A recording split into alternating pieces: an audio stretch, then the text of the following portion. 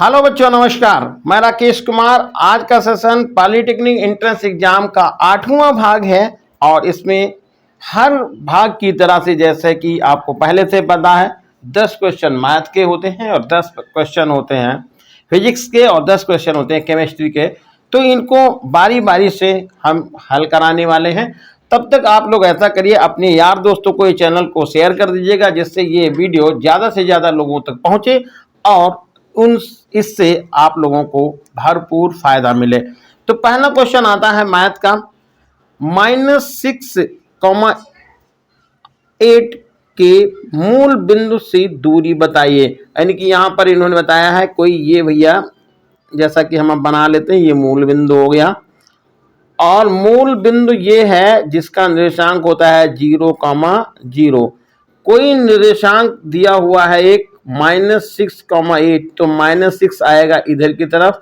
तो यहाँ पर इसकी लाइन को मैं और बढ़ा लेता हूँ, तो ये -6 होगा और -8, तो -6 और -8 लिख लिया, -6,8। यहाँ पर कोई बिंदु है, इसकी मूल बिंदु से दूरी बताना है, तो आपको ये दिखाना है, ये दूरी ये वाली, इसको हम ए मान लें तो हो जाएगा। और ये मूल बिंदु हो गया ओ, तो ओ ए निकालना है। तो देखिए यहां से यहां तक की दूरी है -6 और यहां से यहां तक की दूरी है 8। आपको ओ ए निकालना है, तो ओ ए बराबर हो जाएगा, अंडर रूट का निशान लगा दीजिए, -6 का स्क्वायर लिखिए और +8 का स्क्वायर लिख लीजिए। ओ ए बराबर अंडर निशान लगाइए, -8 का स्क्वायर करेंगे तो आएगा ये प्लस का 36, और -6 का स्क्वायर करेंगे तो प्लस का 36 होगा और ये हो जाएगा आपका 64। दोनों को ऐड कर देंगे तो ये हो जाएगा 100। ओ ए बराबर आएगा √100 और वर्गमूल निकाल लेंगे तो ओ ए बराबर हो जाएगा 10 और यही होगी मूल बिंदु से दूरी और ऑप्शन नंबर यहां पर ए सही हो जाएगा। अब आते हैं दूसरे प्रश्न में और दूसरा प्रश्न है, एक वृत्त के चतुर्थांश का क्षेत्रफल। देखिए वृत्त का क्षेत्रफल होता है πr², उसका चतुर्थांश मतलब चौथाई हिस्सा, तो हो जाएगा यहाँ पर ऑप्शन दिया हुआ है πr²/2, ये अर्धवृत्त का हो जाएगा। ये 2πr/4 यानी परिधि का चौथाई भाग लिखा हुआ है, πr²/4 है, तो ये हो जाएगा वृत्त का चौथाई हिस्सा यानी चतुर्थांश। इस तरह से यहां पर ऑप्शन नंबर सी सही हो जाएगा। अगला क्वेश्चन नंबर 3 है, 15 सेंटीमीटर त्रिज्या के एक वृत्त में 24 सेंटीमीटर लंबी एक जीवा है। वृत्त के केंद्र से जीवा की दूरी बताइए। देखिए यहां पर ये हमने वृत्त बना लिया, ये वृत्त हो गया, ये केंद्र है और त्रिज्या कितनी है, तो ये हमने पहले जीवा बना ली, ये हो गई इसकी त्रिज्या। ये नाम आप लिखिए ओ, जीवा का नाम लिख दीजिए ए बी। ये है 15 सेंटीमीटर, 24 सेंटीमीटर जीवा की लंबाई है, यानी कि ए बी का मान है 24 सेंटीमीटर। अब आपको ये यहां से दूरी बतानी, तो ऐसा करिएगा, केंद्र ओ से जीवा ए बी पर लंब ड्रॉ करिएगा और यहां पर बिंदु आप डी लिख लीजिएगा। देखिए जरा ध्यान दीजिएगा फिर से, जहां पर ये जीवा को ये लंब ड्रॉ हो रहा है वहां पर आप लिख लीजिएगा डी। तो ये वाली दूरी AD का जो मान होगा वो हो जाएगा 12 यानी कि 12 सेंटीमीटर, क्योंकि केंद्र से जीवा पर डाला गया लंब जीवा को समद्विभाजित करता है। तो अब निकालना है तुमको OD, तो OD बराबर होता है OD स्क्वायर बराबर, यानी कि ये हम इसको कर्ण समझ ले, लंब समझ लें, तो हो जाएगा कर्ण का स्क्वायर -AD स्क्वायर। कर्ण कितना हो जाएगा, 15 का स्क्वायर -AD की जगह पर आप 12 लिख देते हैं का स्क्वायर। 15 का स्क्वायर हो जाएगा 225 और माइनस हो जाएगा ये 114 यानी कि 144। घटा दीजिए आप यहां पर, ये हो गया।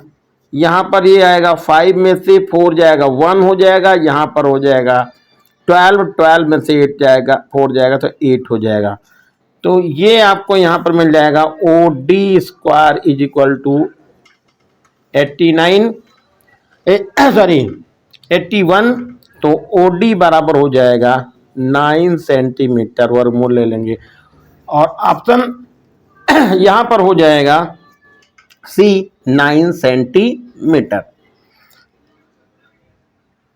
क्वेश्चन नंबर 4 है, यदि √3 into tan 2x is equal to -3 is equal to 0 तो x की वैल्यू बताइए।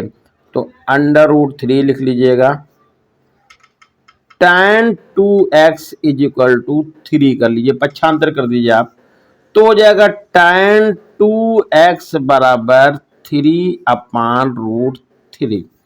अब √3 से आप कर दीजिए ऊपर नीचे गुणा, तो ये हो जाएगा tan 2x बराबर 3√3, ये हो जाएगा, और √3 और √3 का गुणा 3 हो जाएगा तो ये कैंसिल हो जाएगा। tan 2x बराबर हो जाएगा √3, तो इसको हम लिख सकते हैं यहां पे tan 2x बराबर √3 का मान हो गया tan 60 और ये 2x इज इक्वल टू हो जाएगा 60, डिवाइड कर दीजिएगा तो हो जाएगा आपका यहाँ पर 30 और x का मान निकल जाएगा 30 अंश, और ऑप्शन यहाँ पर जो सही हो जाएगा ए 30 अंश। अगला क्वेश्चन नंबर 5 है, अर्धवृत्त का परिमाप क्या होगा। तो अर्धवृत्त देखिए ये वृत्त हो गया और अर्धवृत्त ये हो जाएगा, तो परिमाप निकालना है तो क्या करना पड़ेगा, अर्ध परिधि में व्यास को जोड़ेंगे। तो अर्ध परिधि क्या होती है, परिधि होती है 2πr और अर्ध परिधि हो जाएगी πr, और व्यास जोड़ना है तो व्यास को आप 2r भी कह सकते हैं या d भी कह सकते हैं। ऑप्शन जरा देख लीजिएगा, तो ये हो जाएगा 4πr², ये तो गलत हो गया, 2πr + 4r ये भी गलत हो गया, ये है पाई गुणा व्यास प्लस व्यास, और यहां पर ऑप्शन यहां है पाई गुणा व्यास बटा 2, तो पाई गुणे व्यास तो हो गई परिधि, बटा 2 कर दिया तो अर्ध परिधि, यानी कि यहां पर पाई r जैसे हमने लिखा था, और प्लस व्यास को यहां पर 2r लिखा गया है, तो ऑप्शन यहां पर सी सही हो जाएगा, पाई गुणे व्यास बटा 2 और प्लस व्यास। क्वेश्चन अगला है, यदि बेलन की त्रिज्या को दुगनी कर दी जाए तो वक्रपृष्ठ क्या हो जाएगा। तो बेलन का वक्रपृष्ठ फार्मूला होता है, बेलन का वक्रपृष्ठ 2πr × h, ये हो गया S1 मान लीजिए। अब निकालिए S2, ये है 2π, त्रिज्या को दूना किया गया तो हो गया 2r × h। तो अब यहां पर देखिएगा 2 × 2πrh, तो 2πrh ये क्या हो गया, S1 हो जाएगा, तो ये हो जाएगा S1, यानी कि S2 बराबर हो जाएगा 2S1, इसलिए जो वक्रपृष्ठ होगा पहले से दूना हो जाएगा, और ऑप्शन यहां पर ए सही है, 2 गुना हो जाएगा। अगला क्वेश्चन है, समांतर श्रेणी 40, 37, 34, 31 का कौन सा पद जो है वह शून्य होगा। तो यहां पर a बराबर लिख देंगे 40 यानी कि 40, और d बराबर लिखेंगे 37 में से आप 40 घटा देंगे तो ये आपका मिल जाएगा -3, और जो लास्ट पद है tn ये है वो है 0 है, कौन सा पद 0, ये हो जाएगा। फार्मूला लिख देंगे tn बराबर a plus N minus one into D. T N की जगह पर आप 0 लिख दीजिएगा, a की जगह पर आप 40 यानी 40 लिखिएगा, n की वैल्यू पता नहीं है तो आप n की जगह पर n माइनस 1 कर दीजिएगा और d की जगह पर लिखिए माइनस का 3। अब यहाँ पर ये आप 0 लिखिए, ये हो जाएगा 40, माइनस 3 से मल्टीप्लाई करिएगा तो माइनस का 3n हो जाएगा और प्लस का 3 हो जाएगा। अब इसमें देखिए 0 इधर लिखिएगा, 40 में से ये 3 हो जाएगा तो ये कितना हो जाएगा 43 आ जाएगा, माइनस होगा 3n, पक्षांतर कर लीजिएगा तो 3n बराबर हो जाएगा 43, तो n बराबर आएगा 43/3, यानी कि यहाँ पर जो मान निकला n का वो कोई नंबर क्लियर नहीं आ रहा, पूरी संख्या नहीं आ रही है, ये तो दशमलव में मान निकलेगा। इसलिए यहाँ पर ऑप्शन चेक कर लेते हैं कि 9 दिखा रहे हैं तो n का मान 9 नहीं आ रहा है, n का मान 8 भी नहीं आ रहा है, n का मान 10 भी नहीं आ रहा, तो इसका मतलब हुआ कि कोई पद 0 नहीं होंगे। ऑप्शन नंबर डी यहाँ पर सही हो जाएगा। एक बार फिर से देख लीजिएगा, इसमें देखिए हमने a, d और का मान रख करके हल किया है और n का मान पूरी संख्या नहीं निकल रही है, इसका मतलब ये हुआ कि 0 कोई भी पद होगा ही नहीं और ऑप्शन यहां पर सही हो जाएगा लास्ट वाला डी।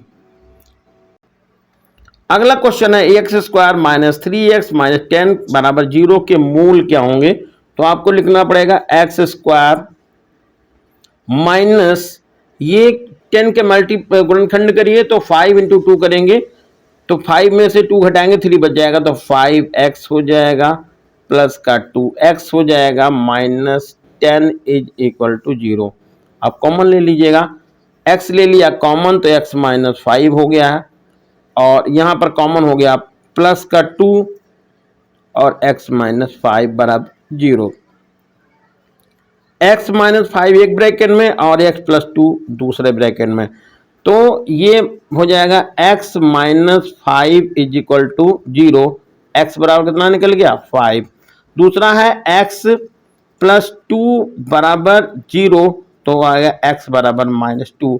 तो x का मान एक 5 निकला और माइनस का 2 निकला, जरा आंसर चेक करिएगा। x बराबर माइनस 5, x बराबर माइनस x बराबर 5 और मान निकला 2। तो यहाँ पर जो x का मान निकला, एक x का मान निकला 5 और एक x का मान निकल गया माइनस का 2, तो इसके जो मूल हो जाएंगे वो होंगे 5 और माइनस 2 और ऑप्शन में देखिए 5 माइनस 2 कोई ऑप्शन नहीं दिख रहा है, इसलिए यहाँ पर ऑप्शन नंबर डी सही हो जाएगा।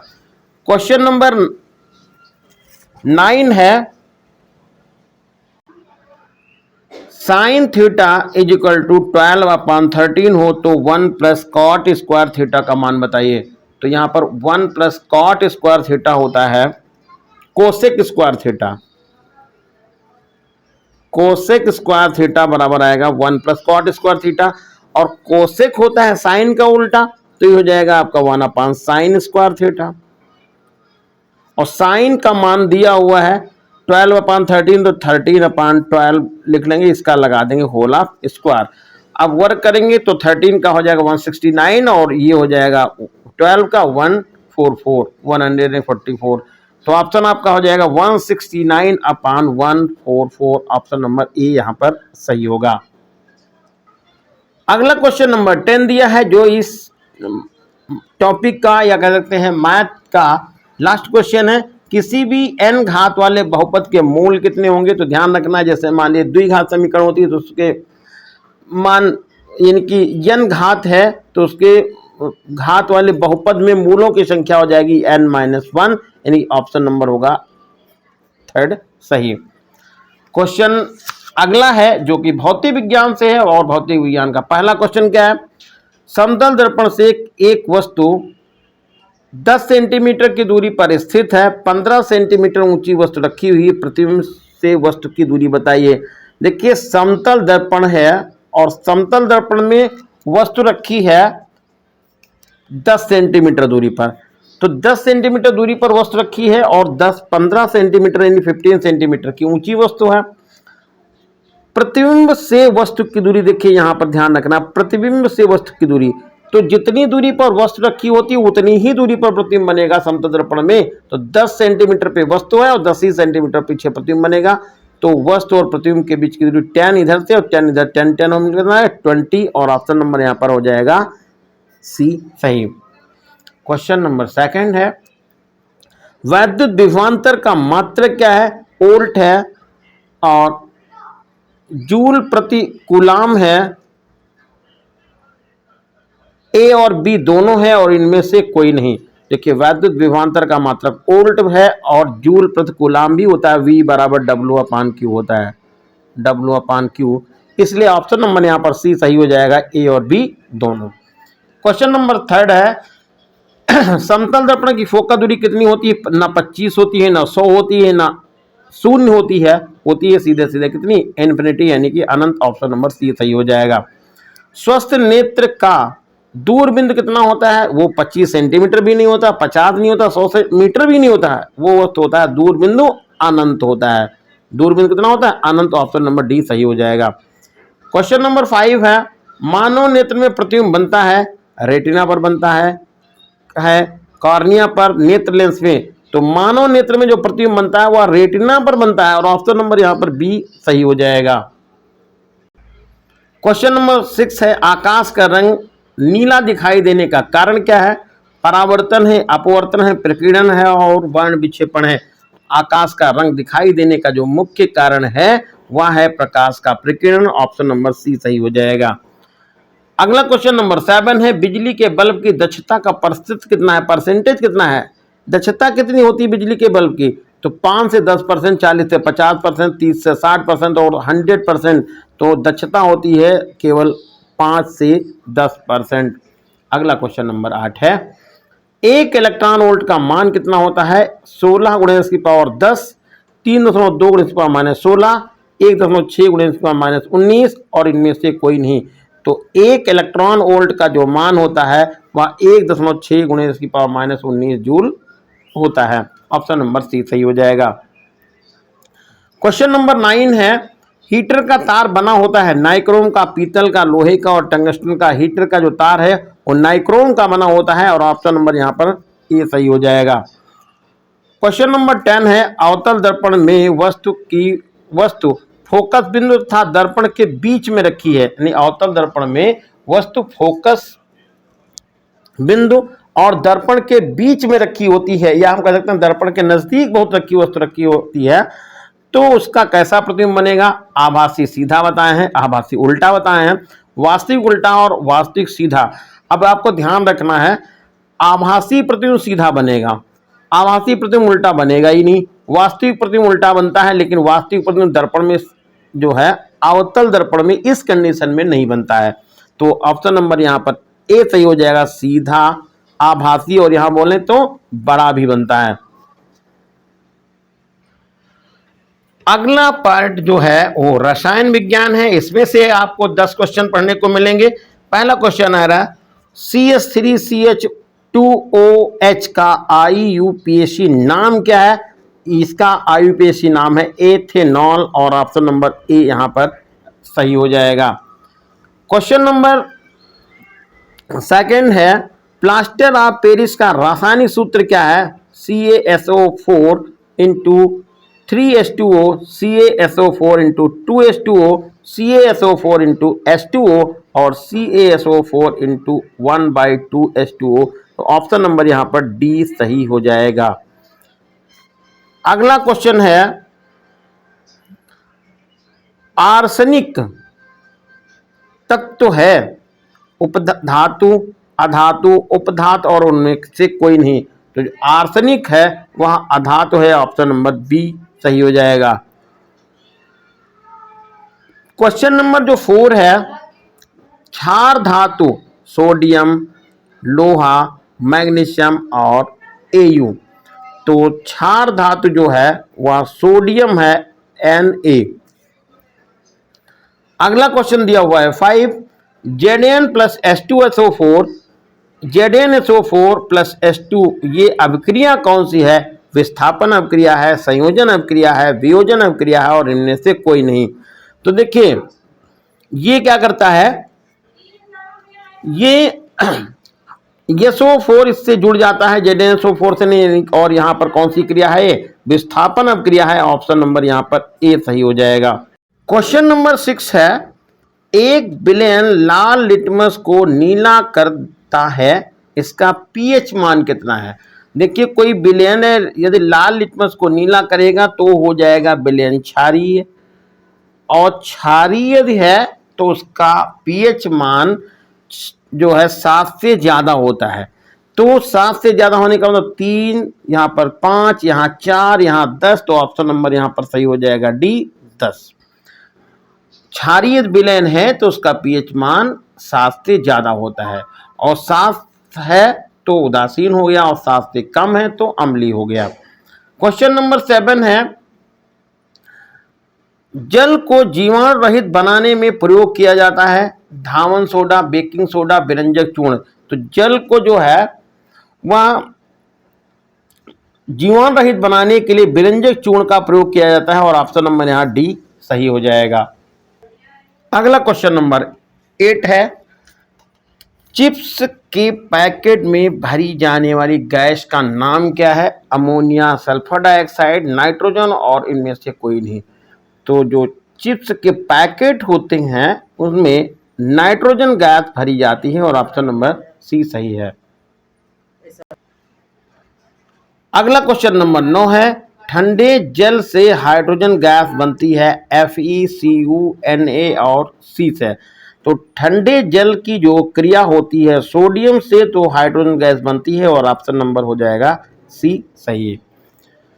अगला क्वेश्चन जो लास्ट है 10, अम्लीय वर्षा का पीएच मान क्या होता है। तो अम्लीय वर्षा का जो पीएच मान होता है 5.2 से 5.5 के बीच में, और ऑप्शन नंबर यहाँ पर हो जाएगा सी सही 5.5। तो ये था आज का सेशन। आपको लोगों को कैसा लगा कमेंट करके जरूर बताइएगा। जय हिंद।